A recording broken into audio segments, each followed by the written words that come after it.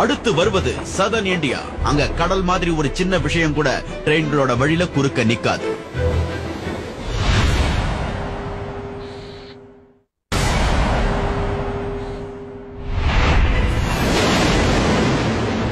World's most எக்ஸ்ட்ரீம்ல நாம வேகமானதை பார்த்துட்டோம்.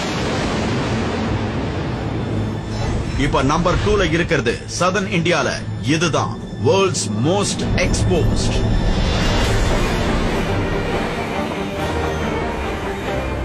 சில இடங்கள்ல ரயில்வேயை கட்டுறதுங்கிறது ரொம்ப தப்பான ஐடியா. கொந்தளிக்கிற கடல் அதுல முக்கியமானது. இந்த ரயில் பிரிட்ஜ் சர்வைவலுக்காக ஒரு கடினமான போராட்டத்துல மாட்டி. இந்த ரயில் ரோட் நீங்க நினைச்சு பார்க்க முடியாத அளவுக்கு ரொம்ப தீவிரமான தண்டனையை அனுபவிக்குது. இந்தியன் ஓஷன் தான் அதோட வலிமையான எதிரி. இந்த பிரிட்ஜில் தடம் புரண்டுச்சுன்னா அது மிகப்பெரிய பேரழிவை உண்டு பண்ணிடும்.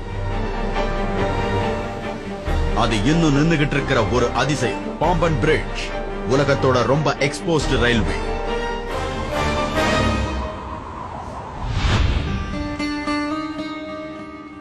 சதர்ன் இந்தியாவில் சென்னைக்கு தெற்குல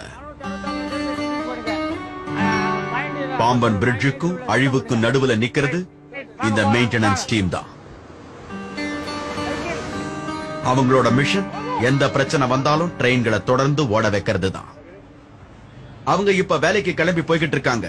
கடலுக்கு நடுவுல நூற்றுக்கணக்கான மீட்டர்கள். 2.5 கிலோமீட்டர்களுக்கு இந்த ரயில் டிராக் வெறும் 1 மீட்டர் வைட்ல இருக்கு. இது பேசஞ்சர்களையும் சரக்குகளையும் ராமேஸ்வரம் தீவுக்கும் மெயின்லாண்டுக்கும் நடுவுல எடுத்துக்கிட்டு போகுது. இதுக்கு அடியில தான் பலமான இந்தியன் ஓஷன் ஓடுது. இந்த ஜலசந்திக்கும் பாம்பன் பிரிட்ஜுக்கும் நடுவுல இருக்கிறது அதோட அமைப்பு தான். அதுல வேலை செய்யற ஆளுங்களுக்கு பாதிப்பு ஏற்படுத்தக்கூடியதா இருக்கு. எந்த பாதுகாப்பு கவசமும் இல்ல, கயிறுகளோ இல்ல லைஃப் ஜாக்கெட்டுகளோ இல்ல. ஏஜே அசோக் குமார் இந்த நிலைமையில தான் தினமும் இங்க ஒர்க் பண்றாரு. அவர் ஒரு அடி கூட தப்பா எடுத்து வைக்க கூடாது. டிராக்ல வேலை வைக்கிறது கொஞ்சம் கஷ்டமான வேலை தான். இந்த கால் சிரிப்பானாலும் ஆறுதாது. காத்து ரொம்ப பலமான காத்து அடிக்குது. இந்த மாதிரி ஆளுக்கு நிறைய பேர் போயிருக்காங்க. நாளைக்கு ஆழமான தண்ணி ஆழமான பகுதி இன்னொன்னு நீர்வாடு அதிகமானது காத்துது. அது கீழே விழுந்தோம்னா உண்மைக்கு பொழைக்கிறது ரொம்ப கஷ்டம், இழுத்துட்டு போயிடும். இந்த இரும்பு பாலத்துக்கு முதல் எதிரி துரு பிடிக்கிறது தான். இது மேல பலத்த காத்து, அலைகள், உப்பு நீர், மாசு காற்று, அதிகமா அரிக்கிற பொருட்கள், இப்படி எல்லாமே படுறதுனால இருக்க அதிகமா அரிப்பு ஏற்பட்ட டிராக் துண்டுகளை அசோக் தினமும் சுரண்டி எடுக்கிறாரு. அப்புறம் அதை பெயிண்ட் அடிச்சு மூடுறாரு.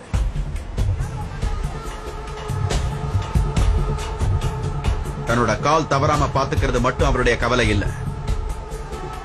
இங்க இந்த குரூ வேலை செய்யும் போது ட்ரெயின்கள் தொடர்ந்து ஓடிக்கிட்டு தான் இருக்கும். அப்படி ஒண்ணு வரும்போது பாதுகாப்பான பிளாட்ஃபார்ம் எப்படியும் ஒரு 30 மீட்டர்ல இருக்கும். இது இந்தியன் ரயில்வே சிஸ்டம்ல ஒரு அதிமுக்கியமான இணைப்பு. அதனாலதான் அது தொடர்ந்து வேலை செய்யவும், ஏதாவது பிரச்சனை ஆச்சுன்னா ரிப்பேர் செய்யவும் அதிகம் மெனக்கெடுறாங்க. ஆனா இயற்கை சீற்றம் அடையும் போது இந்த மெயின்டெனன்ஸ் டீமால ஒன்னும் பெருசா பண்ண முடியாது. ஏன்னா இது ஒரு சூறாவளி நாடு.